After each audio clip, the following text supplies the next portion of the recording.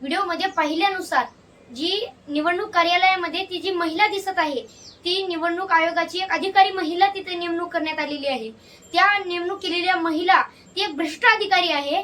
तिने आलेल्या त्या महिलेचं आपल्या हाताने जाऊन त्या महिलेचं बोट त्या मशीनवर दाबत आहे।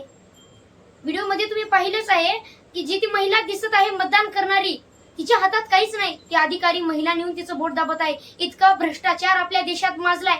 तुम्ही जर पाहिलं, तुम्ही व्हिडिओमध्ये थोडं निहाळून पहा, जी ती निवडणूक म्हणजे मत देण्यासाठी जी महिला आलेली आहे तिच्याकडे एक वेळा पहा। त्या महिलेला जर सुशिक्षित आहे असं कसंच वाटत नाही, ती असुशिक्षित महिला आहे। तिला मतदान म्हणजे काय, निवडणूक म्हणजे काय हे माहितीच नाही।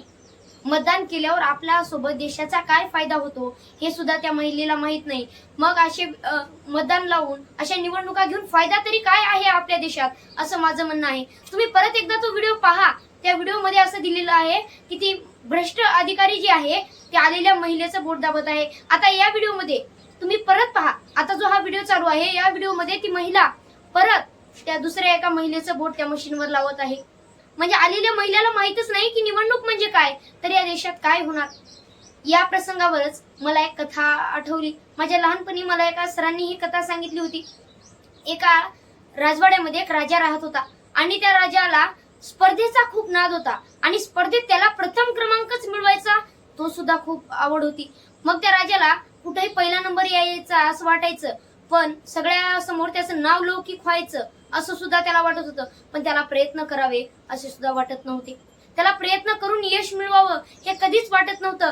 त्याला माहिती होतं माझ्यापेक्षा या स्पर्धेत भाग घेणारे स्पर्धक जे आहेत ते माझ्यापेक्षा सुशिक्षित आहेत, माझ्यापेक्षा जास्त ज्ञान घेतलेले आहेत, मग त्यांच्या समोर मी कधीच टिकू शकत नाही। जर त्यांच्या समोर जर मी हरलो या स्पर्धेत तर माझी काहीच किंमत उरत नाही। मी ही स्पर्धा आयोजित कशासाठी केलेली आहे की माझं नाव अलौकिक झालं पाहिजे।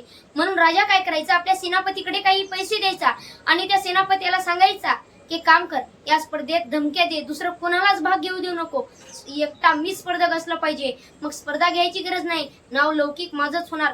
एके दिवशी स्पर्धेमध्ये त्या एकटाच भाग घेतला आणि तो जिंकून राहिला। अशा अनेक स्पर्धा ठेवू लागला, एकटाच भाग घेऊ लागला आणि एकटाच जिंकू लागला। सगळ्या राज्यातल्या लोकांना माहित झालं की हा राजा हा स्पर्धा आयोजित करतो आणि दुसरं कोणाला भाग घेऊ देत नाही आणि हा स्वतः विजयी होतो। म्हणून त्या सगळ्या लोकांना त्याच्या समोर त्यांचं नाव अलौकिक झालं नव्हतं। त्याचप्रमाणे आज इथले भ्रष्ट अधिकारी आहेत, जे भ्रष्ट पक्ष आहे ते स्वतः तेच निवडणूक लावतात आणि निवडणुकीमध्ये दुसऱ्या पक्षाला उभारू देतात, पण असे आतमध्ये भ्रष्ट अधिकारी ठेवून अशा बिनाकामीच्या निवडणुका घेतात। अशा निवडणुका घेण्याची गरज तरी काय आहे ज्यामध्ये असे भ्रष्ट अधिकारी असतील। निवडणुका घ्यायच्या असतील तर प्रामाणिक अधिकारी तिथे असले पाहिजेत। तुम्ही आता व्हिडिओमध्ये जो व्हिडिओ पाहिला तो व्हिडिओ प्रचंडपणे व्हायरल होतोय। आजच्या सध्याच्या घडीला हा व्हिडिओ होईल तेवढा पुढे शेअर करा आणि माझं एवढं मत आहे की शासनाने एका ग्रामपंचायतीवर असं नेमणूक करून द्यावी की प्रत्येक जनतेला निवडणूक म्हणजे काय आणि मतदानाचे काय फायदे आहेत हे समजून द्यावे, मगच त्या व्यक्तीला मतदान करायला लावं। नाहीतर असे भ्रष्ट अधिकारी आहात आणि काही लोकांना 50-60 रुपये 100 रुपये देऊन सुद्धा आपलं मत कोणालाही विकत आहेत। अशा प्रकारे मतदान विकू नका, सोचून समजून चांगल्या पद्धतीने मतदान करा। धन्यवाद।